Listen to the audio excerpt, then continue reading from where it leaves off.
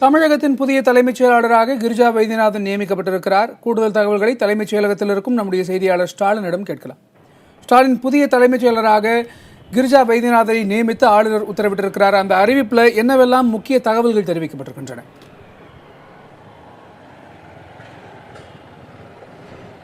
கணேஷ், தமிழக அரசின் புதிய தலைமைச் செயலராக கிரிஜா வைத்தியநாதன் ஐஏஎஸ் நியமிக்கப்பட்டுள்ளார். இதற்கான அதிகாரப்பூர்வ அறிவிப்பு சற்று நேரத்திற்கு முன்பாகத்தான் தமிழக அரசு சார்பில் அதிகாரப்பூர்வமாக வெளியிடப்பட்டுள்ளது. கிரிஜா வைத்தியநாதன் ஐஏஎஸை பொறுத்தவரை பார்த்தோம்னா 1981 தமிழக பிரிவை சேர்ந்த ஐஏஎஸ் அதிகாரி.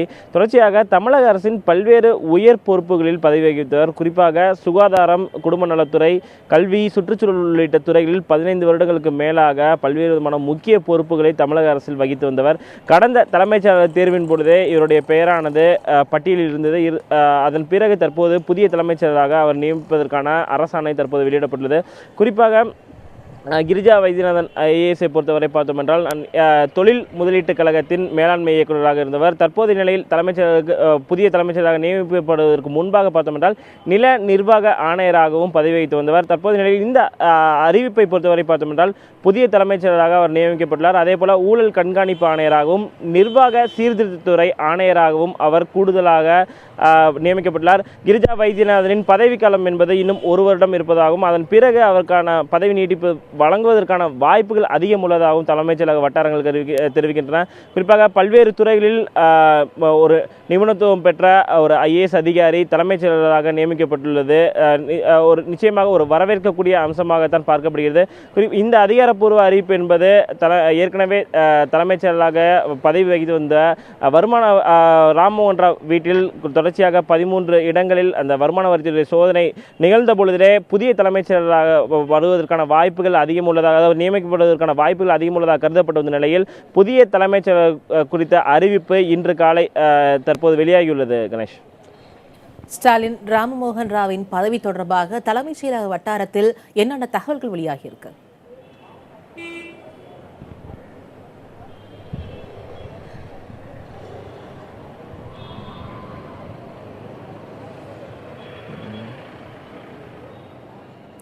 ஸ்டாலின், ராம்மோகன் ராவின் பதவி தொடர்பாக தலைமைச் செயலக வட்டாரத்தில் என்னென்ன தகவல் வெளியாகியிருக்கு?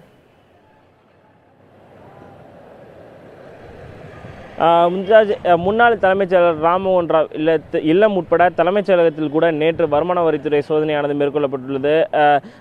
தொடர்ச்சியாக நாம் பார்த்தோம் என்றால் வரலாற்றில் முதன்முறையாக தலைமைச் செயலகத்தில் வருமான வரித்துறை சோதனை என்பது தலைமைச் செயலக அறையில் நிகழ்ந்தது.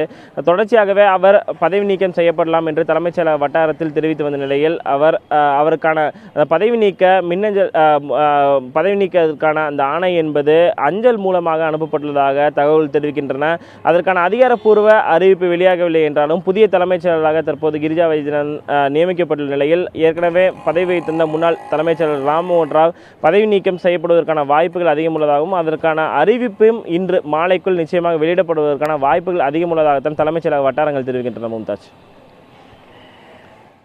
ஸ்டாலின், இந்த தருணத்தில் கிரிஜா வைத்தியநாதன் இதற்கு முன்பாக வகித்து வந்த பொறுப்புகள், அவர் தற்போது நியமிக்கப்பட்டிருப்பதன் பின்னணி ஆகியவற்றை விரிவாக சொல்ல முடியுமா?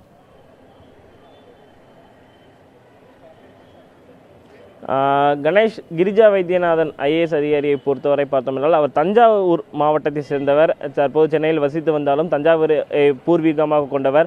1981 ஐஏஎஸ் பிரிவு தமிழக பிரிவை சேர்ந்த ஐஏஎஸ் அதிகாரி. குறிப்பாக மதுரையின் மாவட்ட ஆட்சியராகவும் பதவி வைத்துள்ளார். அதே போல தமிழக அரசின் உயர் பதவிகளிலும் பல்வேறு முக்கிய பொறுப்புகளில் கிரிஜா வைத்தியநாதன் ஏற்கனவே இருந்து வந்துள்ளார். சுகாதாரம், குடும்ப நலத்துறை, சுற்றுச்சூழல், கல்வி ஆகிய பல்வேறு துறைகளில் முதன்மைச் செயலராகவும் பதவி வைத்திருந்தார். கடந்த ஓராண்டுகளுக்கு முன்பாகத்தான் அவருக்கு கூடுதல் தலைமைச் செயலராக பதவி உயர்வானது வழங்கப்பட்டது. இந்த நிலையில் தற்போது புதிய தலைமைச் செயலராக அவருக்கு பதவி உயர்வானது வழங்கப்பட்டு அவர் தலைமைச் செயலராக நியமிக்கப்பட்டுள்ளார். அது மட்டுமல்லாமல் தொழில் முதலீட்டுக் கழகத்தின் மேலாண்மை இயக்குநர், நில நிர்வாக ஆணையர் என பல்வேறு முக்கிய பொறுப்புகளை வகித்து வந்தவர். பல்வேறு விதமான தமிழக அரசின் பல்வேறு துறைகளில் அனுபவம் பெற்ற ஒருவரை தலைமைச் செயலராக நியமனமானது தற்போது நிகழ்ந்துள்ளது. நிச்சயமாக இவர் அடுத்த ஓராண்டு காலத்திற்கு தலைமைச் செயலாளர் பொறுப்புகளை வைத்து வந்தாலும் அதன் பிறகு பதவி நீட்டிப்பதற்கான வாய்ப்புகளும் அதிகம் உள்ளதாக தான் கருதப்படுகிறது. ஏனென்றால் ஏற்கனவே தலைமைச் செயலாளர் பொறுப்பில் இருந்த ஷீலா பாலகிருஷ்ணன் உட்பட கூட 2 முறை பதவி நீட்டிப்பானது செய்யப்படுது. அதே போலவே இவருக்கும் பதவி நீட்டிப்பதற்கான வாய்ப்புகள் அதிகம் உள்ளதாகத்தான் தலைமைச் செயலக வட்டாரங்கள் தெரிவிக்கின்றன. கணேஷ்.